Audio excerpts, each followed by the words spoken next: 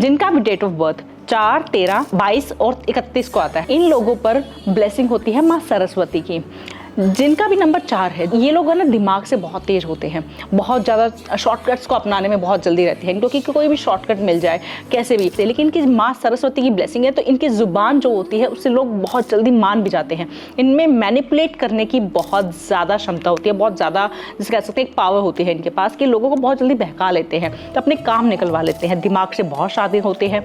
ऐसे लोग, खासकर नंबर 4 वाले, या तो ये पॉलिटिशियंस, बहुत अच्छे पॉलिटिशियंस बनते हैं, क्योंकि जनता इनकी ज़ुबान पर बहुत ज़्यादा बिलीव करती है, या ये कह सकते हैं जिस भी फील्ड में ये जाएंगे बहुत आगे तक जाते हैं, क्योंकि लोगों को कैसे बैलेंस करना है, उनका कैसे माइंडसेट को कैसे कंट्रोल करना है, वो इन्हें बहुत अच्छे से आता है। शॉर्टकट्स बहुत अच्छे आते हैं। ऐसे लोगों को बिजनेस करना चाहिए, बिजनेस में इनका दिमाग बहुत अच्छा चलता है, बहुत आगे जाते हैं ये लोग। जुबान पर सरस्वती है, तो बिजनेस डील करना इनके लिए सबसे ज़्यादा आसान होता है।